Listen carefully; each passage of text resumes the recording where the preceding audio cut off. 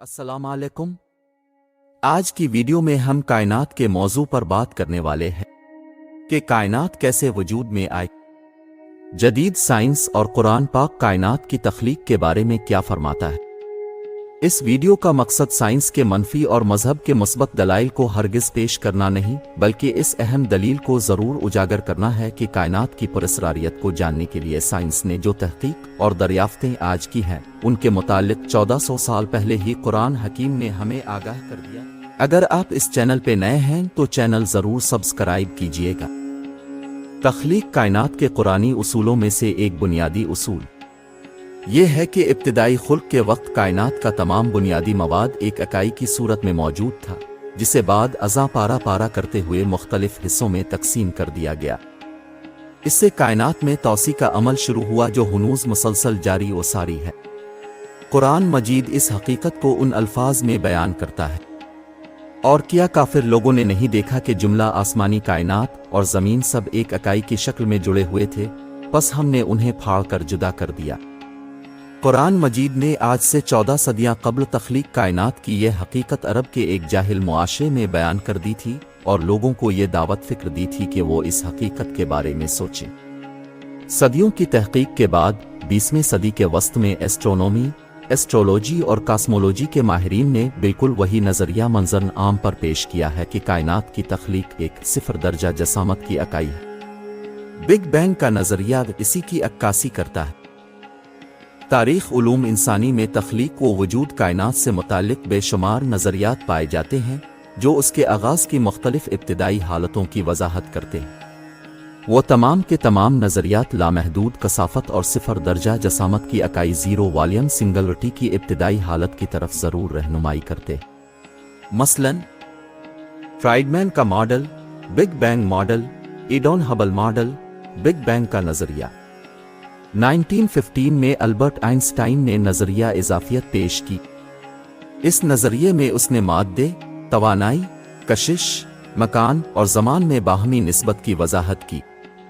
उसने न्यूटन का जमूद कायनात का तसव्वुर तो किसी हद तक रद्द कर दिया, लेकिन वो खुद कायनात की असलियत के बारे में कोई नया नज़रिया देने से कासिर रहा, क्योंकि न्यूटन के नज़रियात को इस वक्त तक दुनिया भर में गैर मुतबद्दिल समझा जा रहा था। 1929 में ईडॉन हबल ने पहली बार ये मफरूज़ा पेश किया कि कायनात जामिद और गैर मुतग़य्यर नहीं है, बल्कि हरकत पजीर होने के अलावा शायद वो मुसलसल वसी भी हो रही है।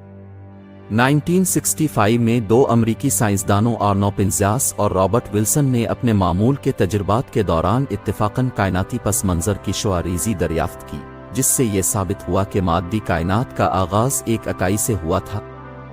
इस इकाई को इन्होंने मुख्तसर तरीन कायनाती अंडे या मिनट काज़मिक एग के नाम से मौसूम किया, जो अपने अंदर बेपना तवानाई को संभाले हुए था।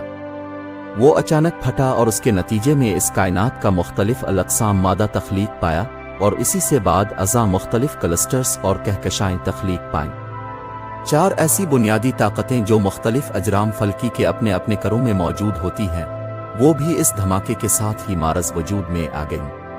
कशिश सिक्ल या ग्रेविटी, बरक़ी मक़नातिसियत या इलेक्ट्रोमैग्नेटिज़म, ताकतवर न्यूक्लियाई ताकतें या स्ट्रॉन्ग न्यूक्लियर फोर्स, कमज़ोर न्यूक्लियाई ताकतें या वीक न्यूक्लियर फोर्स। मौजूदा साइंसी तहक़ीक़ात के मोहतात अंदाज़ों के मुताबिक अब तक इस कायनात को तख्लीक हुए कमोबेश 15 अरब साल गुजर चुके हैं। आज से 15 अरब साल पहले पाई जाने वाली इस इब्तिदाई डेंसिटी इकाई से पहले वो क्या चीज़ थी जिससे ये कायनात एक धमाके की सूरत में तख्लीक की गई। साइंस इस सवाल का जवाब देने से कासिर है। इस मुअम्मे का हल कुरान मजीद के इस फरमान पर ईमान लाने से ही मुमकिन है। सूरत मरियम में इरशाद बारी ताला है, जब वो किसी काम का फैसला फरमाता है तो उसे सिर्फ यही हुक्म देता है, हो जा, बस वो हो जाता है।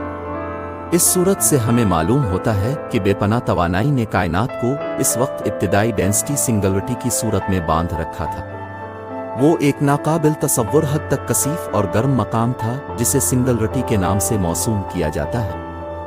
इस वक्त कायनात की कसाफत और खलाई वक्त का उन्हीना दोनों लामहदूद थे और कायनात की जसामत सिफर थी। सिंगुलरिटी की इस हालत और ज़ीरो दर्जा जसामत की तरफ कुरान मजीद सूरत अल-अनबिया में यूं इशारा फरमाता है, جملہ آسمانی کائنات اور زمین سب ایک اکائی سنگلرٹی کی شکل میں جڑے ہوئے تھے۔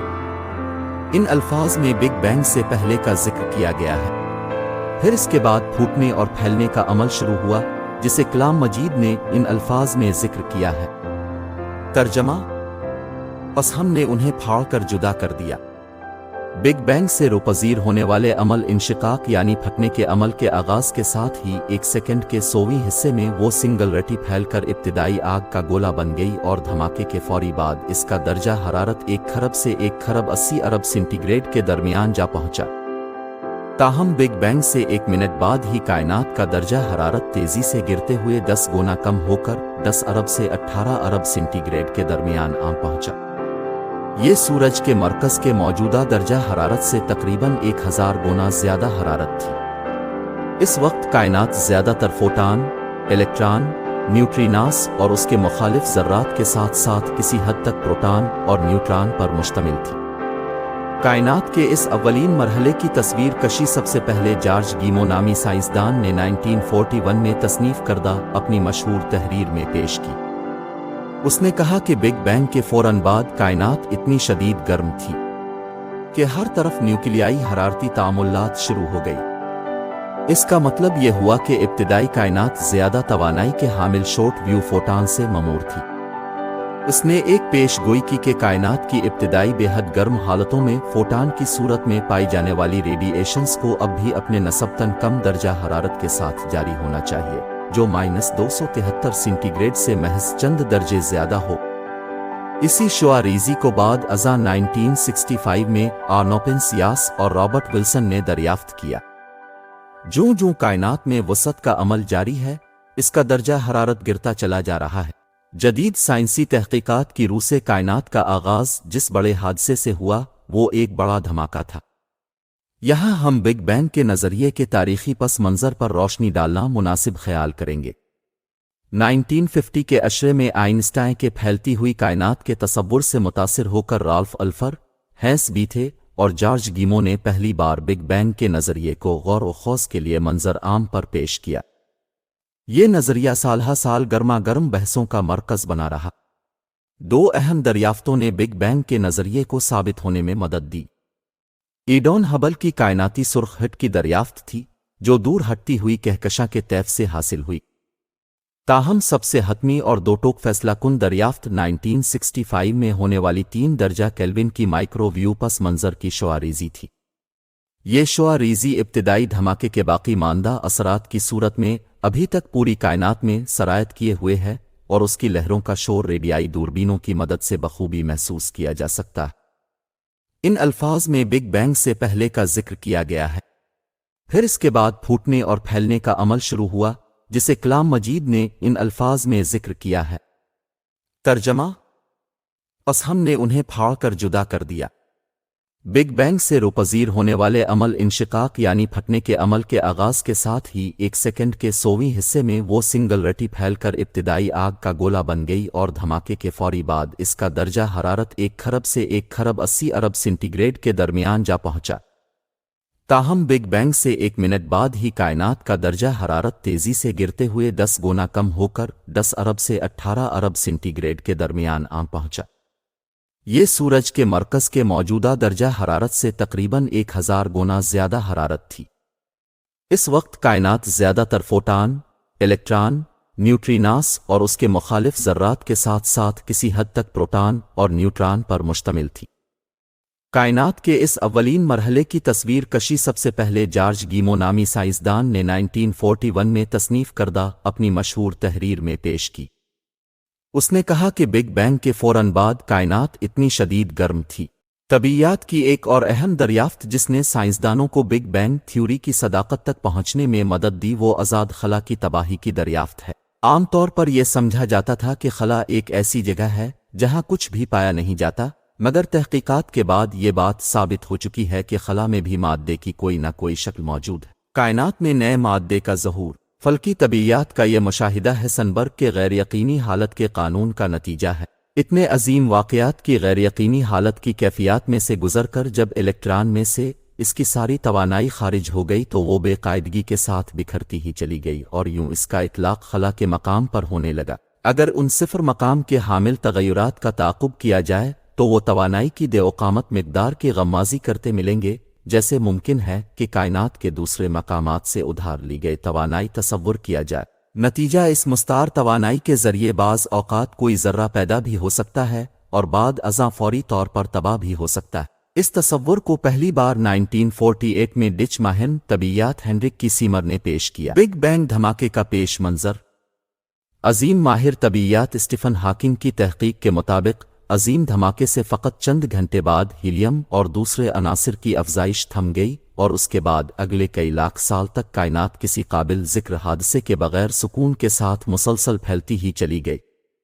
پھر جب رفتہ رفتہ کائنات کا اوسط درجہ حرارت چند ہزار درجے تک گر گیا تو الیکٹران اور مرکزے کے پاس اتنی توانائی برقرار نہ رہ سکی کہ وہ اپنے درمیان موجود برقی مقناطیسی کشش پر غالب آ سکتے۔ قرآن مجید اس سائنسی حقیقت کو بے نقاب کرتا ہے کہ کائنات کا تمام سماوی مواد ابتدا گیسی بادلوں کی صورت میں موجود تھا۔ سورہ حمیم السجدہ کی آیت نمبر 11 میں وہی دخان اور وہ اس وقت گیس کے بادل تھے کہ الفاظ غیر مبہم طور پر دخانی حالت کی موجودگی کو ثابت کرتے ہیں۔ پھر ان گیسی بادلوں کے اندر اللہ تعالیٰ نے متوازن فلکیاتی نظام ترتیب دیا جس کے تحت اربوں کہکشائیں اور ان کے اندر واقع کھربوں انفرادی نظاموں کو وجود ملا۔ تمام کہکشائیں کائنات کے مرکز سے باہر کی جانب بیک وقت وسعت پذیر ہیں اور ابھی تک ان میں اجتماعی طور پر کوئی ٹکراؤ عدم توازن پیدا نہیں ہوا۔ جس روز ان میں اجتماعی سطح کا ٹکراؤ پیدا ہوا وہ اس کائنات کے لیے قیامت کا دن ہوگا۔ اس دن یہ دنیا فنا ہو جائے گی ور اس کائنات میں کوئی شے باقی رہنے والی نہیں ہوگی سوائے ایک اللہ تعالیٰ کی ذات کے۔ اللہ تعالیٰ ہم سب کا حامی و ناصر ہو۔ انہیں الفاظ کے ساتھ اجازت دیجیے گا۔ اللہ حافظ۔